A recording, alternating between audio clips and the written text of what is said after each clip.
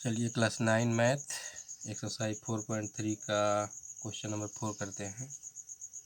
एक word problem है, मैंने यहाँ पहले ही बना लिया है, अब आपको समझा देता हूँ। क्वेश्चन में दिया था कि 1 किलोमीटर का किराया 8 रुपया है और बाकी जो शेष दूरी है हर 1 किलोमीटर के लिए 5 रुपये किराया है।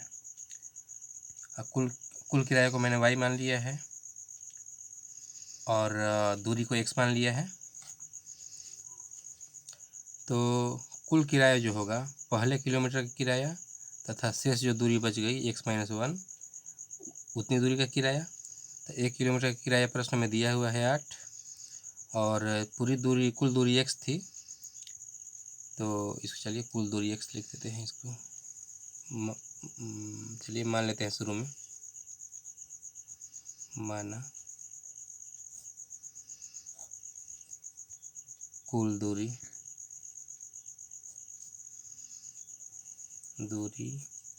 बराबर x,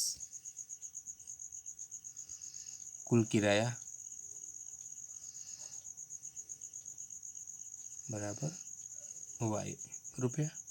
ये रुपया में रहेगा 1 किलोमीटर में। तो यहाँ समझ में आ गया। कुल किराया तो y बराबर 8 और दर हमें 5 दिया था, तो दूरी गुणा दर, ये इतनी दूरी का किराया हो गया, ये इतना हो गया, टोटल करेंगे तो ये आ जाएगा। यही हमारा अभिष्ट रैखिक समीकरण है। फिर इसका मैंने मान सारणी बनाया जैसा कि पहले बताया जा चुका है। x y बिंदु मिलेगा। हम पहले x का मान कुछ भी रख सकते हैं, 0 रख के मैंने देखा तो y का मान यहाँ 0 रखेंगे तो ये पूरा 0 हो जाएगा, y का मान 3 आ जाएगा और हमें बिंदु प्राप्त होगा 0,3, जो यहाँ पर मैंने ड्रॉ कर लिया है ये बिंदु। x का मान 1 रखते हैं, 1 रखेंगे यहाँ पर 5 गुणा 1 5 जोड़ 3 तो y का मान 8 हो जाएगा। बिंदु मिलेगा B1 8, तो ये बिंदु यहाँ पर 1 और इधर में 1 2 3 4 5 6 7 8 यहाँ पर मैंने ले लिया। तो ये दो बिंदु से एक और केवल एक ही रेखा जाती है, इसलिए अन्य बिंदु प्राप्त करने की कोई आवश्यकता नहीं है। ऐसे आपका मन है तो और भी बिंदु प्राप्त कर सकते हैं कुछ रख के। तो ये हमें मेरा ग्राफ हो गया, ये सवाल बन गया। अब मैं अगला सवाल की तरफ चलता हूँ। क्वेश्चन नंबर 5 क्लास 9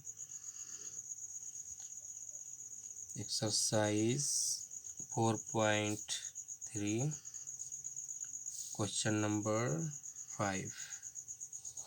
मैं हिंट दे दूंगा, बाकी आप लोग बनाइएगा। यहाँ पर ग्राफ दिया हुआ है क्वेश्चन में।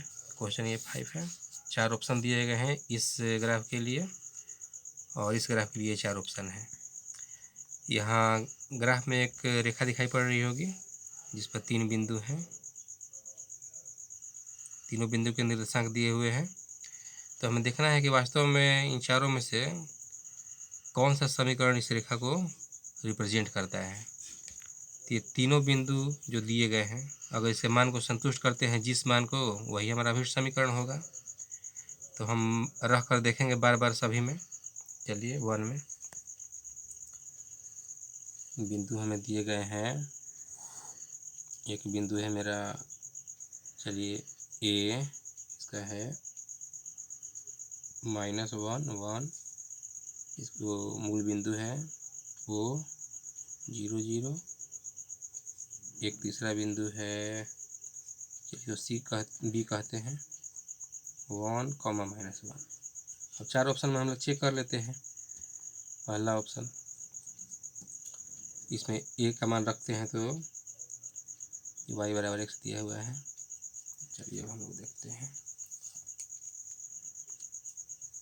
बिंदु ए के लिए चेक करते हैं। तो ये y कॉमा के बाद y वाला रखा जाता है, कॉमा के पहले वाला x वाला। तो x की जगह -1 मैं रखता हूँ, -1 और y की जगह 1। तो ये तो असत्य है, इसलिए ये हमारा समीकरण नहीं हो सकता है, ये ऑप्शन गलत हो गया। एक ही से बाकी चेक करने की कोई आवश्यकता ही नहीं है। दूसरा है x plus y equal to 0। अब इसमें a के लिए चेक करते हैं। x का मान -1 रखते हैं और y का मान कॉमा के बाद वाला 1 रखते हैं। तो अब देखते हैं, ये -1 और 1 0 होता ही है, तो 0 बराबर 0 जो कि सत्य है, ट्रू। एक पॉइंट के लिए ट्रू हो गया। अब दूसरा देखा जाए, पॉइंट ओ के लिए 0 0 रखना है, x का मान 0 y का मान 0। 0 रखते हैं प्लस 0 बराबर 0, ये भी सत्य है। अब तीसरा बिंदु रख कर देखते हैं b के लिए। x का मान है 1, तो यहाँ 1 रखेंगे। y का मान है -1, तो -1 रखेंगे। 1 -1 बराबर 0, जो कि एक सत्य कथन है। ये भी 0, ये भी 0, अर्थात तीनों बिंदु को संतुष्ट करने वाला समीकरण यही है, इसलिए यही हमारा अभिष्ट समीकरण है। यही आंसर होगा। बाकी चेक करने की आवश्यकता नहीं है, सभी में इस तरह से गलत आ जाएगा कोई ना कोई। अब मैं दूसरा सवाल आप लोग अपना बना लीजिएगा, इसी टाइप का है। अब हम क्वेश्चन नंबर 6 पे चलते हैं।